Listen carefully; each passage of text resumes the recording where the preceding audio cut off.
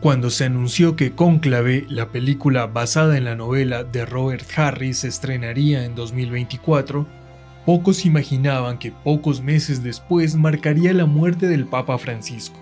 Pero pasó, y ahora que lo miramos con distancia cuesta no preguntarse, ¿fue una coincidencia o una sincronía demasiado precisa como para ser casual? Cuando el cardenal Lorenz se dirige al apartamento del Papa, lo hace sabiendo que está a punto de cruzar el umbral de una muerte sagrada, pero también de una herencia política. La habitación está en silencio, el cuerpo del pontífice ha sido confirmado sin vida. Se inician los actos rituales, entre ellos la destrucción del anillo del pescador, el símbolo del poder papal.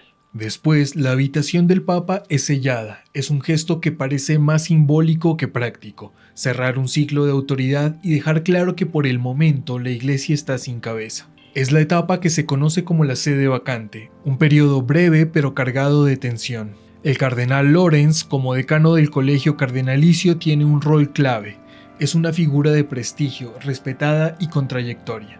Su responsabilidad inmediata es clara: coordinar el cónclave. Una ceremonia secreta en la que los cardenales encerrados en la Capilla Sixtina eligen al próximo papa. Pero su posición es ambigua. Al mismo tiempo que organiza el proceso, también es uno de los elegibles. Es un jugador y una ficha al mismo tiempo. Acá es donde empieza a revelarse la verdadera trama, porque más allá de la espiritualidad, el papado es un cargo de poder real. El trono de San Pedro no es una metáfora, es un trono en toda regla. Durante siglos, los papas no fueron solo líderes religiosos, fueron jefes de Estado, gobernaron territorios y dirigieron ejércitos. Eran considerados príncipes soberanos dentro del mapa político europeo. Y aunque hoy el Vaticano sea pequeño, su peso político sigue siendo gigantesco. La única diferencia con una monarquía hereditaria es que el linaje del Papa no es de sangre, sino espiritual. Pero el poder, incluso el poder que se dice espiritual, siempre atrae ambición, y donde hay poder, hay lucha por ese poder. Los cardenales son hombres que han escalado en una jerarquía, que han sabido moverse, tejer alianzas y sobrevivir crisis internas. Lo que estamos presenciando no es solo una transición, es una competencia por el control de una institución con poder global. Lorenz formaba parte del círculo íntimo del Papa. Semanas antes de morir, le dijo una frase que ahora cobra sentido: algunos nacen para ser pastores y otros para administrar la granja. No era una simple reflexión. El Papa sabía que se acercaba a su final y que muchos conspiraban por el trono. La frase era una advertencia. Aunque Lorenz es un posible sucesor, entiende que su verdadero rol no es de reinar, sino custodiar el poder, asegurar que quien lo herede esté a la altura. Un par de semanas más tarde, los cardenales comienzan a llegar desde todos los rincones del mundo. Algunos lo hacen solo por compromiso, porque saben que no tienen chances reales. Otros, en cambio, se presentan ante Lorenz con una sonrisa y las intenciones bien claras. Durante la elección no se permite ningún contacto con el exterior. Todas las conspiraciones son internas. Dentro del pensamiento político del Vaticano se conserva una estructura que, curiosamente, no es tan distinta a la de cualquier otro poder. Existe un ala conservadora, un ala liberal y todas las posturas intermedias que se te puedan ocurrir. Lorenz, aunque no lo diga en voz alta, se inclina por el ala liberal. Una visión de la Iglesia con mayor apertura al diálogo interreligioso, a los movimientos LGBTQ y a una mayor participación de la mujer en la curia. Desde esa postura, siente que su candidato natural es el cardenal Bellini, un hombre con el que comparte cierta afinidad ideológica. Pero Bellini es complejo. En público se presenta como reacio al poder, dice que el papado es una carga que no desea. En privado, sin embargo, teje alianzas, negocia votos y juega con sus cartas astutamente. Se muestra como liberal, pero su ambigüedad también puede ser peligrosa. Lorenz lo sabe, pero por ahora sigue apostando por él. El prefecto de la Casa Pontificia, Janusz Bosniak, es el que organiza la rutina del Papa y coordina sus actos oficiales. Por eso, cuando Lorenz lo encuentra ebrio y quebrado emocionalmente, sabe que algo no está bien. Entre sollozos, Janusz le confiesa que, en su última reunión, el Papa destituyó al cardenal Tremblay como candidato al trono, pero la decisión nunca se anunció, no hay documentos ni pruebas. Entonces surge la sospecha. ¿Tuvo Tremblay algo que ver con la muerte del Papa? ¿Es coincidencia o conspiración? Durante el primer encuentro de los cardenales en el comedor, los distintos grupos empiezan a medirse con la mirada. Es en este contexto que aparece el cardenal Tredesco, un italiano de un perfil ultraconservador, claramente incómodo con fenómenos como la migración, la creciente presencia del Islam en Europa y en particular con la posibilidad de que un papa extranjero ocupe el trono. Su inquietud se centra en la candidatura del cardenal Joshua Adeyemi, quien, aunque también es ideológicamente conservador, proviene de África, lo cual para Tredescu lo convierte en un migrante. La forma en que lo observa con desdén revela un trasfondo de racismo y xenofobia que todavía subsiste en ciertas estructuras del Vaticano. Durante la misma escena se presenta al último cardenal nombrado por el Papa fallecido, un cardenal de origen mexicano a cargo de la diócesis de Kabul en Afganistán. Este detalle refuerza aún más la idea de que los extranjeros y la figura del migrante están ganando espacio y poder dentro del Vaticano, desafiando así el dominio histórico de las figuras blancas en los altos cargos eclesiásticos. Durante el primer día de votación, el cardenal Adeyemi no alcanza la mayoría absoluta, pero sorprende al obtener la cifra más alta, 21 votos. Al día siguiente, el número crece, 34 votos. En la tercera votación, su nombre resuena con fuerza en la Capilla Sixtina, recibe 52 votos. Todo indica que será elegido y con su ascenso también parece cumplirse una de las profecías más inquietantes de la historia de la Iglesia. La llamada Profecía del Papa Negro proviene de las controvertidas profecías de San Malaquías, una lista de 112 lemas en latín que describen a cada papa desde el siglo XII hasta el último de todos, al que se menciona como Petrus Romanus. Algunas interpretaciones modernas sostienen que este último pontífice sería africano y que su elección marcaría el inicio del fin de los tiempos. Por eso, cuando el nombre de Adeyemi empieza a figurar entre los favoritos, en ciertos sectores del Vaticano se encienden las alarmas. No por sus ideas, sino por lo que representa, una ruptura con siglos de hegemonía blanca y una amenaza a la tradición. El cardenal Adeyemi representa una figura incómoda en todos los frentes. Sería el primer papa africano desde San Gelasio I, pero a la vez su perfil ultraconservador lo convierte en una figura divisiva. Para los cardenales liberales, su elección sería un retroceso ideológico, pese a lo que representaría en términos de inclusión geográfica y cultural. Mientras la tensión crece en Roma, entre rumores de atentados y un cónclave que parece inclinarse hacia Adeyemi, el cardenal africano se siente listo para asumir el poder. Pero todo se derrumba durante el almuerzo. Una monja africana tiene un altercado con Adeyemi y se revela su pasado. En su juventud, Adeyemi tuvo una relación con ella y juntos tuvieron un hijo no reconocido. La confesión revela un escándalo sexual que expone la hipocresía de una iglesia que silencia sus propias contradicciones. El caso recuerda al arzobispo Emanuel Milingo, exorcista zambiano, polémico por mezclar creencias africanas con cristianismo, que fue excomulgado tras casarse y denunciar las dobles vidas de muchos curas. Milingo habló de sacerdotes con hijos, amantes secretas y del racismo estructural que castiga más duro a los clérigos africanos que a los europeos, incluso cuando los pecados son los mismos. Después de exponer a Adeyemi, Tremblay da un salto inesperado. Pasa de ser un candidato marginal con apenas 10 votos a convertirse en favorito con 40.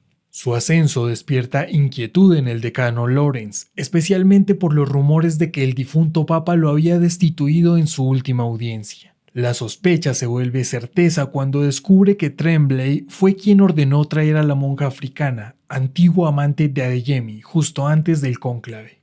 Un acto que no solo viola el aislamiento ritual del proceso, sino que deja al descubierto una operación cuidadosamente planificada para destruir la candidatura rival. Sin pruebas formales, Lawrence decide romper el protocolo.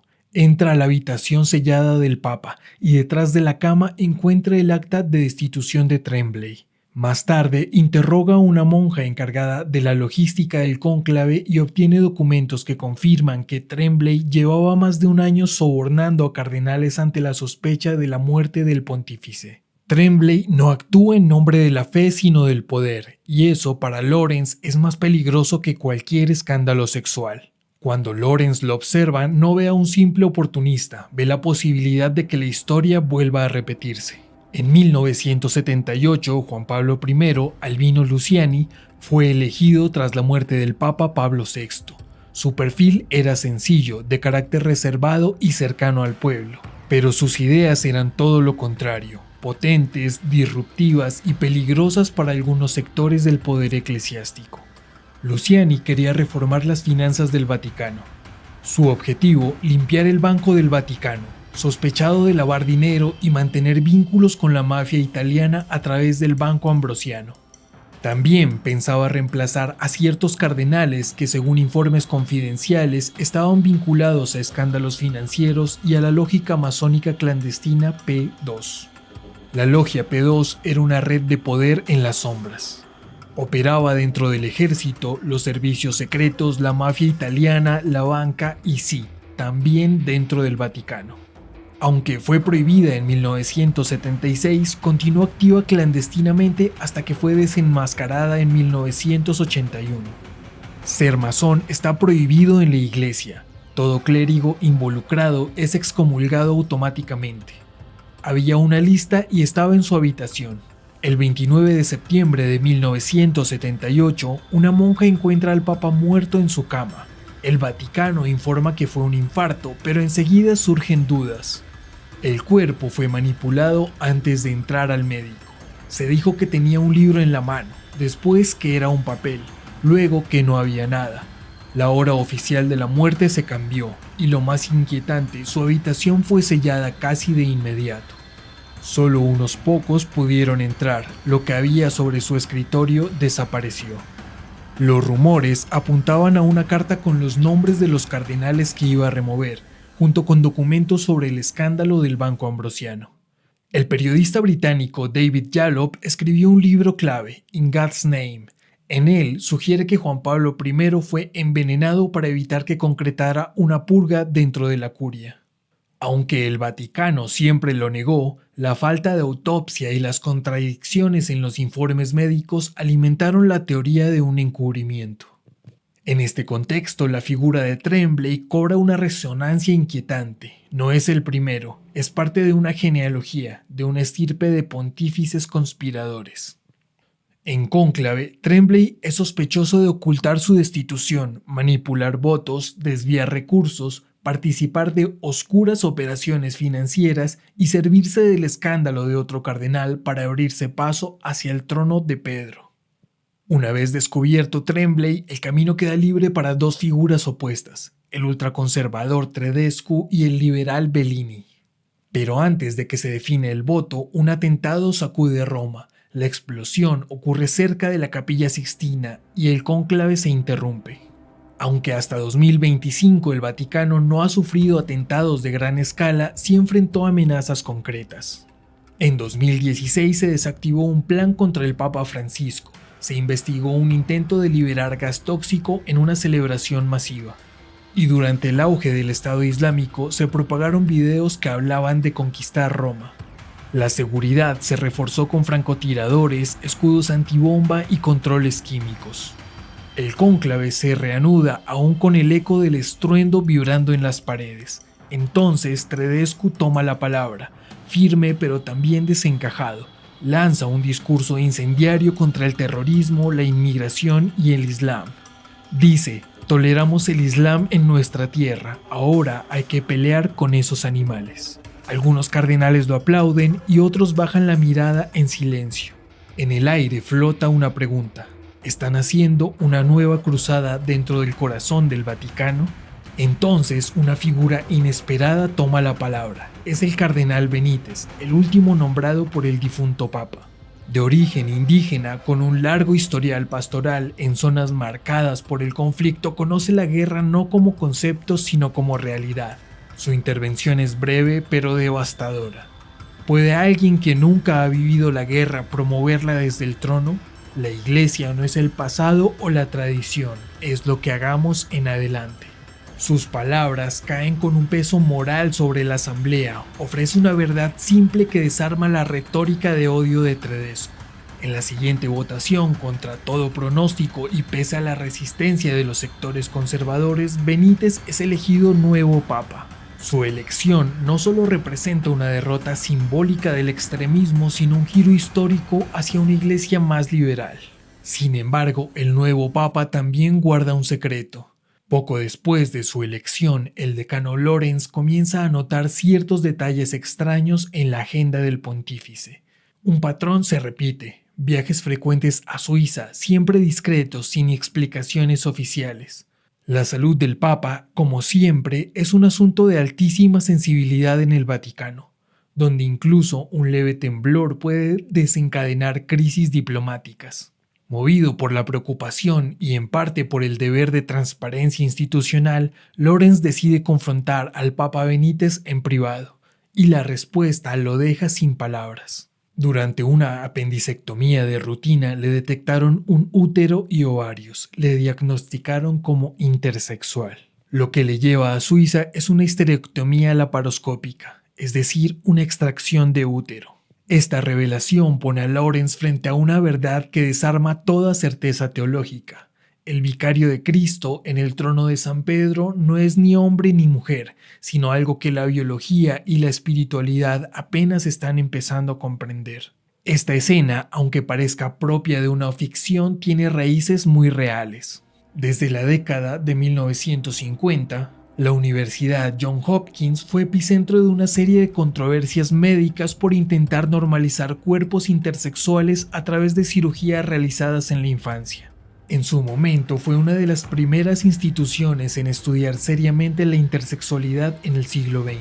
En este contexto, la figura del Papa Benítez se convierte en símbolo de una iglesia enfrentada a un límite, la necesidad de reformular su idea de lo humano.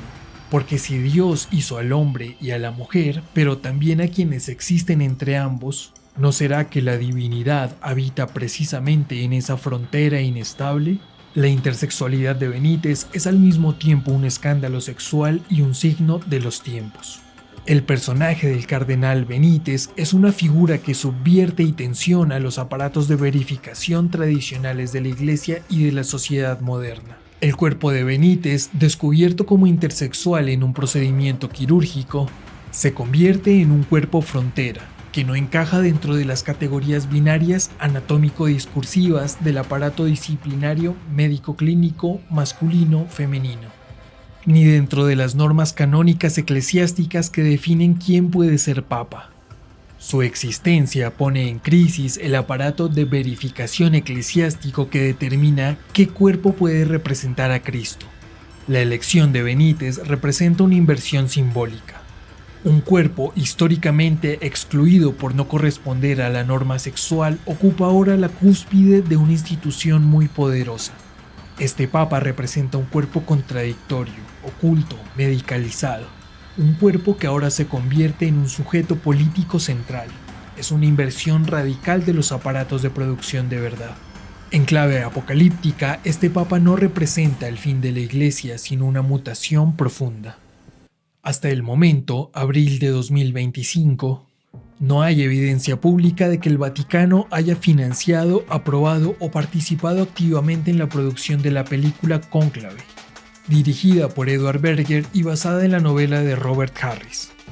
De hecho, como ha ocurrido con otras películas que abordan el funcionamiento interno de la Iglesia, como Los dos papas o Ángeles y demonios, el Vaticano suele mantener una distancia institucional frente a este tipo de producciones, especialmente cuando tratan temas sensibles como el poder, las intrigas internas o el proceso del cónclave. Lo que se sabe es que Cónclave no fue filmada en el Vaticano. Espacios como la Capilla Sixtina fueron recreados en estudios, ya que el Vaticano no permite grabar películas de ficción en sus instalaciones, salvo casos muy específicos y siempre bajo un control estricto. Tampoco hay registros de que la Santa Sede haya aportado fondos, recursos técnicos ni asesoramiento oficial para esta película. Y aunque el Vaticano puede manifestar su postura a través de medios de comunicación, hasta ahora no se han reportado críticas públicas, ataques directos ni condenas formales contra el filme. Ahora bien, el Vaticano ve estas películas. Hay figuras dentro de la curia que siguen con atención estos relatos porque afectan la imagen pública de la Iglesia y muchas veces alimentan el imaginario colectivo sobre el poder eclesiástico. Pero eso no implica un involucramiento directo en su producción. La Iglesia Católica es de las pocas instituciones de poder que aún opera con secretos, simbolismos antiguos y estructuras jerárquicas medievales. Aunque Robert Harris no tiene vínculos oficiales con el Vaticano, sí es muy probable que haya hablado con insiders o fuentes confiables bajo anonimato, porque dentro del Vaticano también hay tensiones internas y hay sectores que quieren que ciertos temas salgan a la luz, aunque no puedan hablar oficialmente. Dar información a un novelista sin nombres ni cámara es una forma eficaz de instalar ciertas preguntas en la opinión pública. Mi teoría es que Cónclave fue una señal anticipada del fin de una era papal. En 2024 la figura se estrena y se posiciona como una de las películas más discutidas del año y la Academia responde al nominarla a 8 premios Oscar.